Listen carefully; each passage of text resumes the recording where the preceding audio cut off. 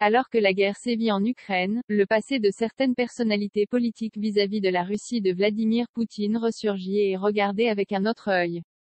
Dans ce contexte tendu, le député européen du groupe Place Publique, Raphaël Glucksmann, est questionné par certains sur son passage en Géorgie dans un montage diffusé sur les réseaux sociaux qui se veut humoristique.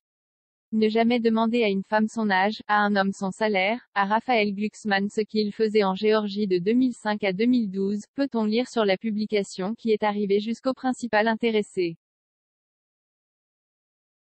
Vu la gravité de la situation, le compagnon de Léa Salamé ne pouvait pas laisser passer.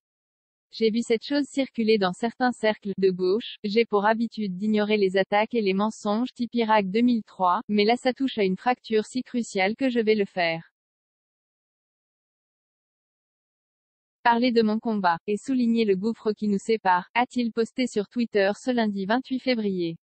Le premier d'une série de 16 messages dans laquelle l'essayiste se défend et s'explique très précisément. Depuis 2000, j'ai milité contre la guerre de Poutine en Tchétchénie, 100 000 personnes exterminées sur un peuple d'1 million, cofondé une association pour accueillir en Europe des étudiants tchétchènes. Cette gauche anti-impérialiste était totalement absente, a d'abord expliqué le philosophe.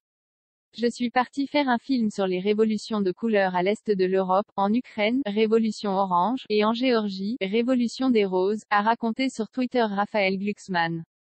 Ces révolutions étaient des insurrections populaires menées par des jeunes activistes démocratiques en proie à l'hostilité féroce de Poutine. Et de toute une part de la gauche française qui les qualifiait de coup d'État de la CIA, a-t-il ensuite rappelé, taclant ceux qui l'accusent. Il est resté pour soutenir les Géorgiens. Puis il y eut l'invasion de la Géorgie en 2008. J'étais coincé une nuit à un barrage militaire russe au sud de Gori avec 2 autres journalistes et ma caméra. Les paramilitaires russes pillaient, tiraient. Soudain le général Borisov, chef des forces d'invasion, vint vers nous, a confié celui qui, à cette époque-là, ne connaissait pas encore Léa Salamé.